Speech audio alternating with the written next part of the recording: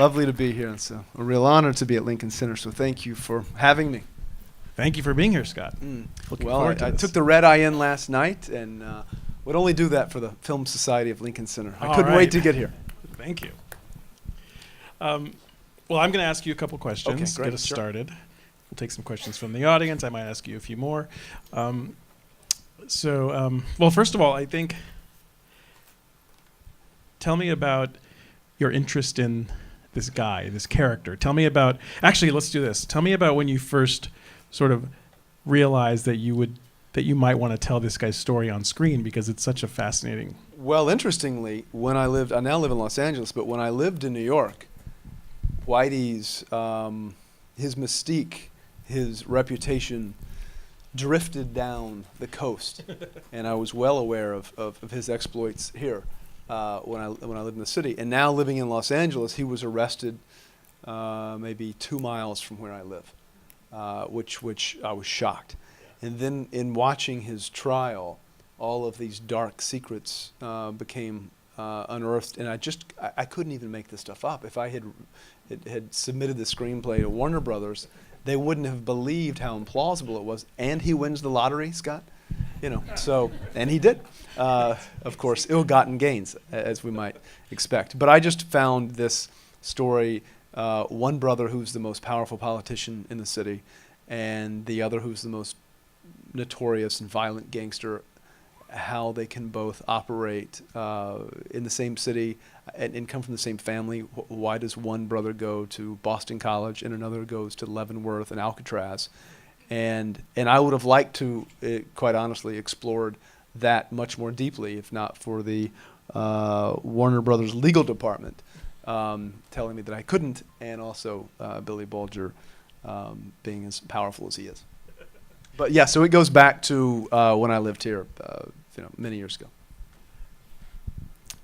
We sort of touched on this a little bit. We were chatting out front, but there's certainly many different ways you can tackle a story like this and decide to not just frame it, but the tone that you want to apply to a story that's this outrageous but true, and that is also so storied that it makes you think about other well-known or even fictitious gangsters, mobsters. Tell me about, once you decided to make this movie, how you started thinking about the way you would frame it and present it and how it would look on the screen. Well, a couple of things. With my first film, Crazy Heart, and then my follow-up film, Out of the Furnace, I had written both of those. So this was the first time that I had considered directing a screenplay that existed that I hadn't originated.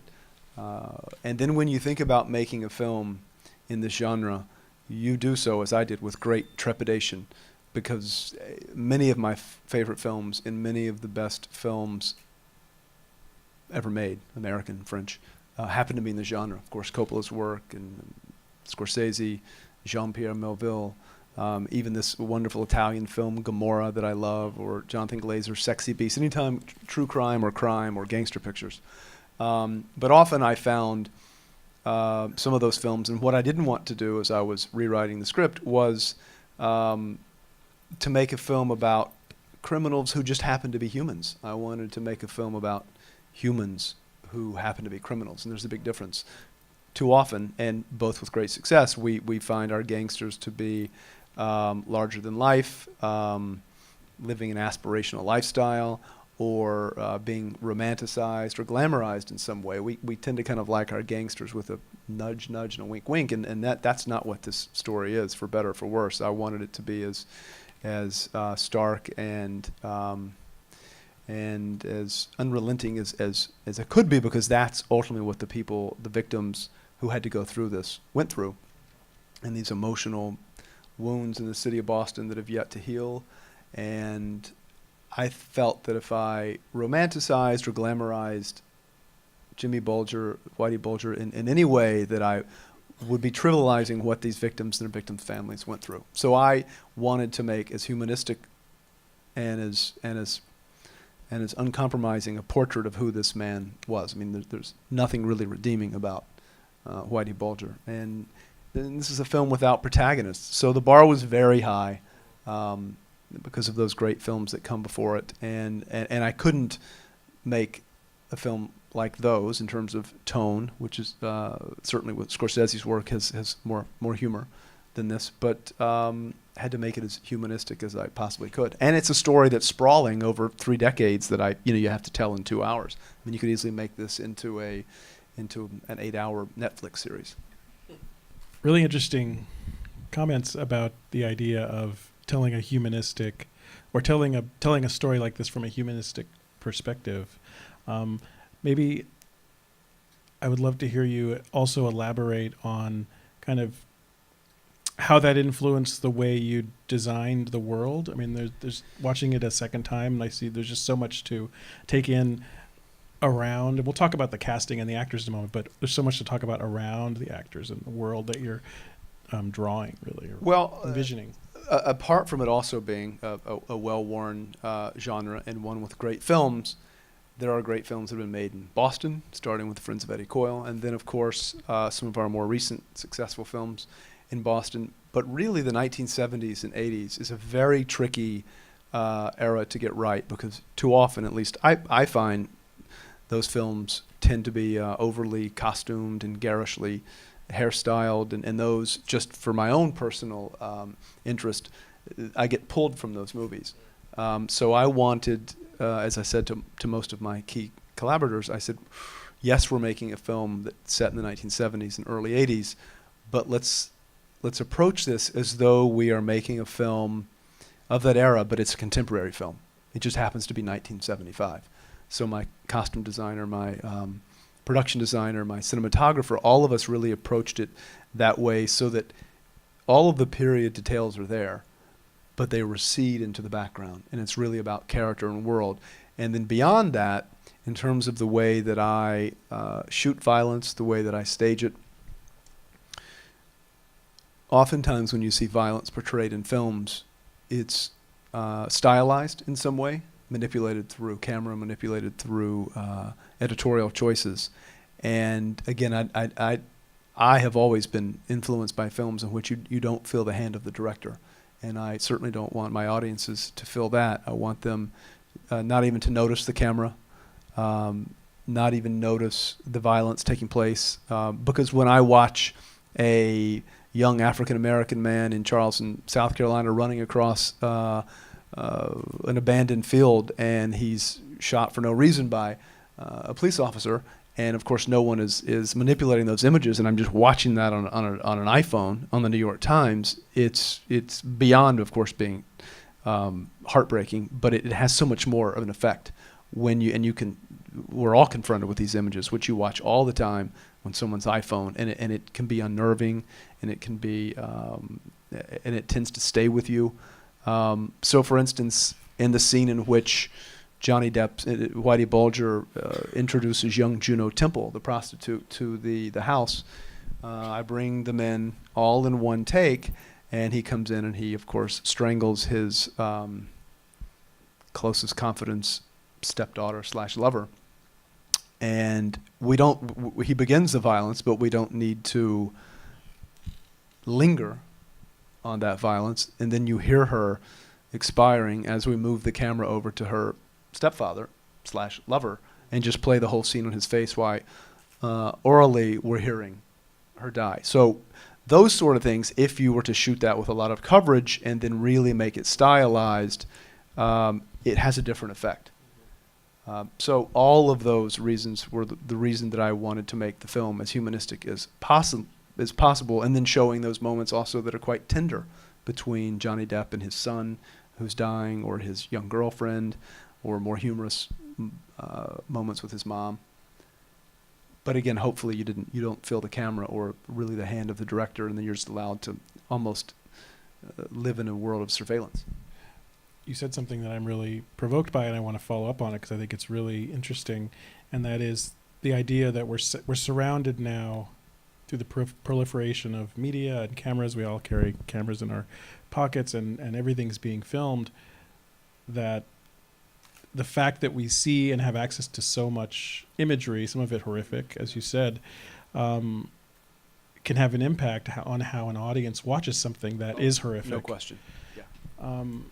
It also makes me think about, though, like, how do you handle, navigate, and tell a story about someone, in this case Bulger, who people have heard about, known about, read about. There's all these, there's all this media about this one person. Tell us about how you navigated that, because audiences bring expectations based on other media. Well, they do. I mean, it's also when you have an actor who's larger than life, like Johnny Depp, and who's a real national treasure, and a guy who has entertained us in films almost largely not like this. And he typically always plays very likable, empathetic characters, and ingratiates himself with the audiences. And of course, we'll get to that. But in terms of having those expectations of who Whitey Bulger is, when you're making a film, I guess, what's a good example? If you're adapting Mario Puzo's work into the trilogy, of course, the masterful work of, I mean, you have a little bit more room to tell the story because it's fictitious. In this case, which is extremely well documented by news media, also by a documentary that preceded my film, you don't have much license. Now, of course, most people don't come to see narrative features for the facts. They come for psychological truth, they come for humanity, and they come for emotion. So you do have some license. Although, as I was reshaping this narrative, I really spent a lot of time with the FBI in Boston and the prosecutors who brought the Winter Hill Gang down. I spent a lot of time with people who worked for Whitey, some of whom are in the movie, who knew him well. And I found the truth to be elusive. But in terms of media, there was so much about him that it's also very difficult to meet those expectations of whom you might think he is. In fact, I did an interview with a writer from the New York Times, and he's from Boston, and he went to school with Whitey's nephews, and he said to me that when he was a kid growing up, his mom would say, "If you're not good, Whitey Bulger's gonna get you." Just like, Jesus Christ. So, but he said to me, he's like, "Scott, I lived in that world, and that's exactly who we all thought he was." I mean, his longtime attorney came to the set, which was a little unnerving, and I didn't really want him watching. And I asked Johnny if he was okay with it, and Johnny's like, "Yeah, I don't care."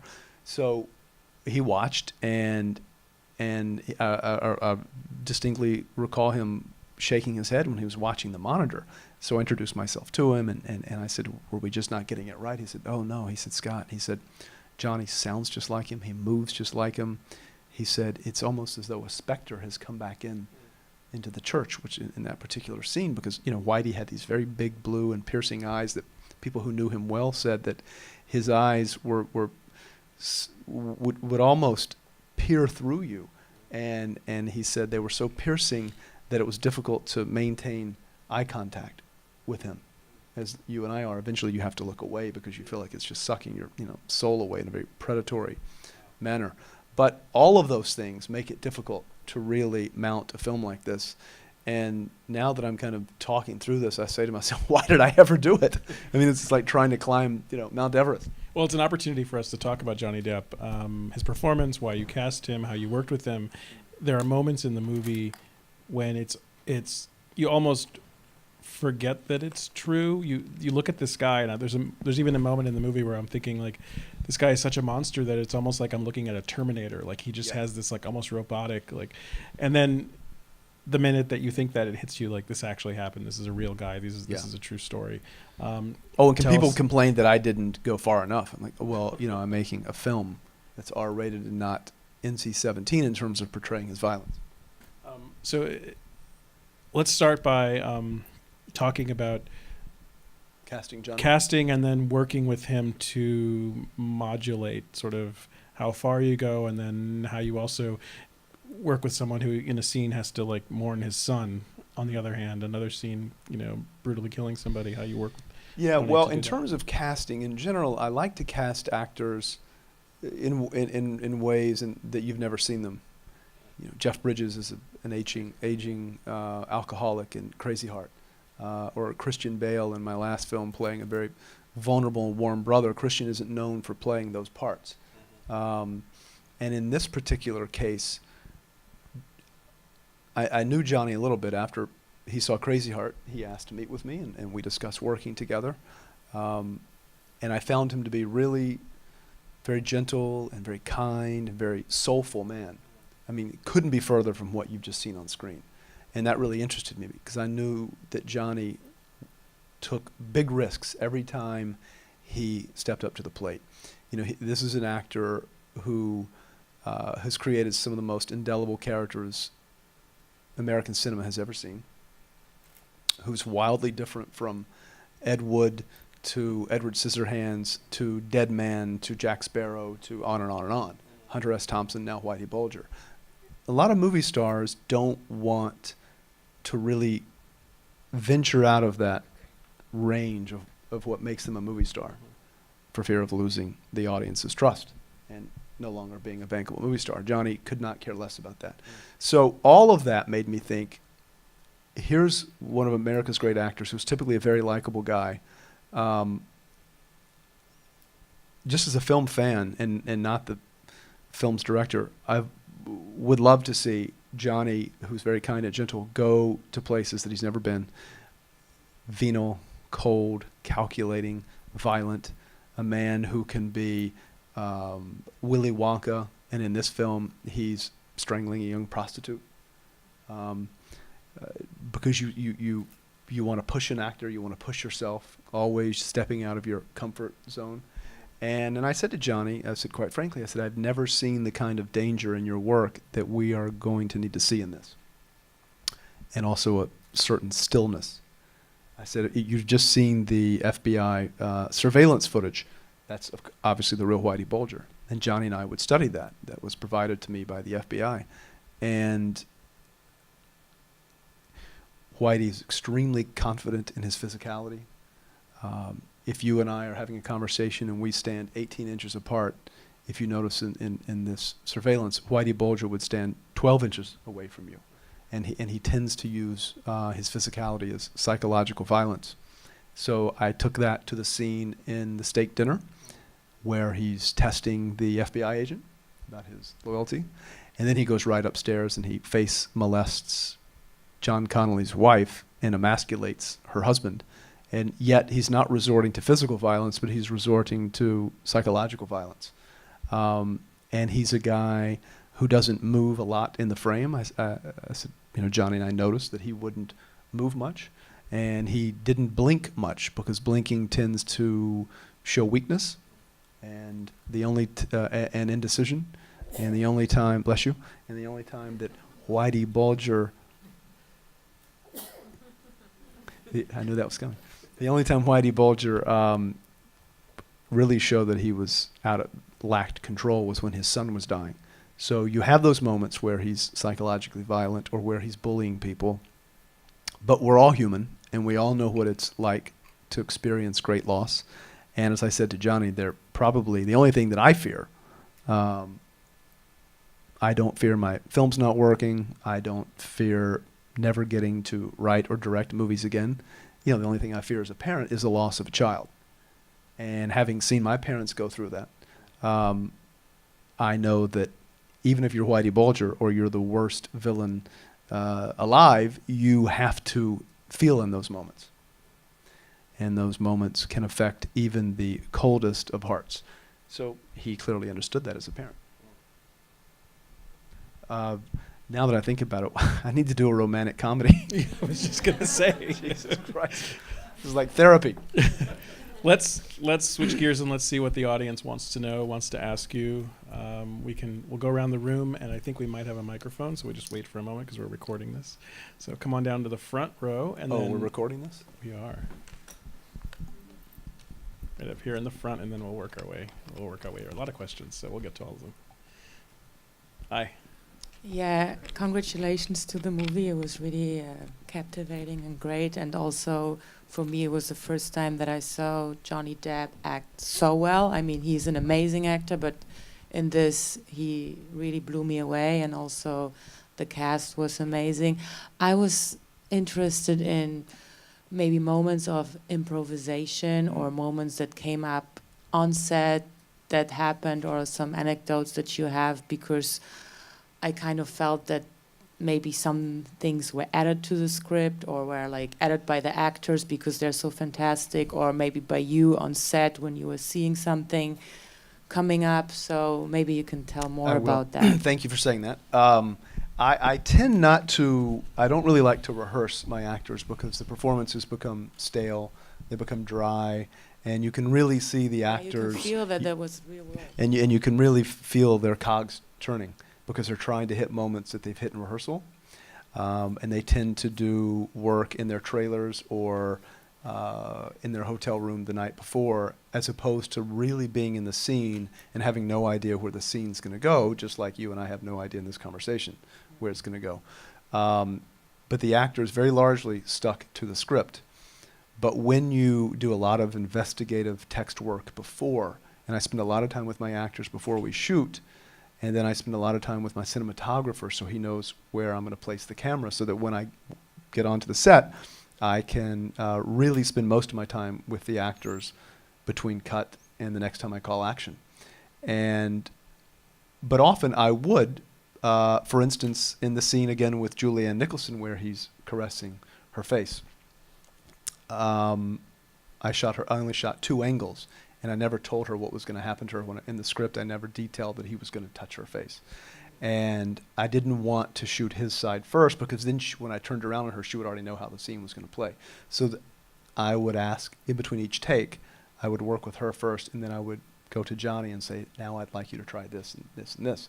And then when I would turn the camera around on Johnny, the last thing I said to him was, I want you to step back, and before you leave, I want you to say, wow, that John is one lucky man, as though it's very sexualized. So those sort of things that come to me in the moment, and then I'll just relay them to the actors. And It was one of the best scenes of the movie. It was thanks. incredible. Yeah, really. And the acting. So I didn't know that. So she didn't know at all what was She going. knew that when that the door, someone knocked on the door, that it was going to be Whitey Bulger. She had no idea what he was going to do. And you see largely one of her first couple of takes, she was really unnerved because Johnny would come to set before everybody else and get into hair and makeup. And you really had no idea that you were working with Johnny Depp. So when she opened that door, it wasn't Johnny Depp from 21 Jump Street. It was essentially Jimmy Bulger. And it really freaked her out. In fact, Benedict Cumberbatch, he came to set twice when he wasn't working. Once was then, and he was like, I think I've had enough. And then he came back one more time, and that's when Johnny strangled Deborah Hussey, Juno Temple's character. And Benedict was like, Jesus, we're not making Sherlock Holmes, are we? We're not. Let's So try to thank you get for saying that. a couple more in because we don't have a lot of time. So let's see. We'll go all the way back, and then we'll come up here. So all the way in the second to last row, and then in the center. Hi.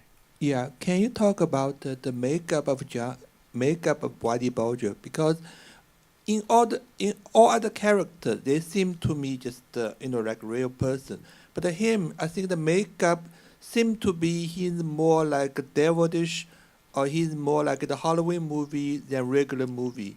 I'm just curious why why the that. makeup. Well, you know what Johnny Depp looks like in reality. He has very black hair and jet black, deep brown eyes. And he couldn't look further from what the real Whitey Bulger looks like. And had we been making a fictitious movie, Johnny would have looked like Johnny Depp. But as you see it in the movie, or at the end of the film, from that FBI surveillance footage, that Whitey has very striking looks. Although it's in black and white, we have images in which his eyes are so blue that you think they aren't even real. And they're very big. And then his hair and his face, this is all, of course, Johnny's face. And Johnny's, but Johnny has very dark hair. Whitey had very blonde hair, only here and here. And, we can only do so much. I hope that it at least had a predatory appearance, because that's what this man looked like. And It's interesting to see him. he's very referred to- scary. Interesting to see him. In fact, there are many people who worked on the film who knew Whitey, and when Johnny first stepped on set, they said that it was really kind of unnerving because this is a very bad guy. Interesting to hear him use a horror movie reference as a way to. Well, it characterize- was a horror movie for many people. Yeah. Okay, so let's. I'm certain of. I'm sorry to cut. Wait, right here. We'll just wait for the microphone real quick, and then I think this will have to be our last question. Yeah, we're getting. Hi, it was fantastic. Thanks so much for Thank sharing you. with us. I wanted to know, you said that you wanted to see your actors do something different than they've done before. I've seen Public Enemies a lot, and he plays a gangster He does. set back in the 30s, Very charming. working gangster. with the FBI, Mm, and he's a little bit more charismatic and he's not as scary. indeed. But what made you realize that they weren't going to compare this film to Public Enemies? Well, because John Dillinger was known to be really charismatic. Women really loved him. He was dashing and wasn't known to be anywhere near the violent gangster and killed nearly as many people as you see here. And he didn't come across as cold or calculating or really venal or violent. And you see Johnny as Whitey Bulger as someone who is as sociopathic as it comes, really, in one moment. You know, there's a difference between being a sociopath and a psychopath. Psychopaths can't really operate in society, and sociopath can. And in 1 minute, he can be very loving and jocular with his son, or humorous with his mom, but also 7-8 minutes later, he's extinguishing somebody's life with his hands, and you certainly don't see John Dillinger do that. And that film is brilliantly directed by Michael Mann. It's an extremely stylized version of a 1940s gangster, and hopefully this does not there feel was like that. nothing to it. I just was saying that you said that, like, Johnny Depp doesn't like to do the same characters, but Right. again, he's playing a gangster, and I guess this was definitely stepping outside his comfort zone. Indeed. Except Well- for Secret Window was very Oh, yeah, Secret deep Window. and creepy as well. So That I haven't seen, but I hope that no one here feels like Johnny has mined this same territory, because he certainly himself doesn't. But again, when you make as many films as Johnny Depp does, I guess eventually you're going to venture into territory that you've mined before. Thank you. What's next? Oh, well. Final question. What's next? No worries. I'm writing a piece that takes place in the American West in 1892. I don't know if that's going to be next, but I'm going to make that one with Christian Bale again. What's that? John Gotti. How about Johnny Depp as John Gotti, but with different hair and makeup? The movie set in the West, is it a drama? Is it a comedy? Is it- It's. I wish it were comedy. No, it's a very harrowing and searing look at the American West in 1892 as it's experiencing a lot of change in our very poor treatment of Native Americans. Scott Cooper, thank you for being here today. Thank you for having me. Thank you for coming.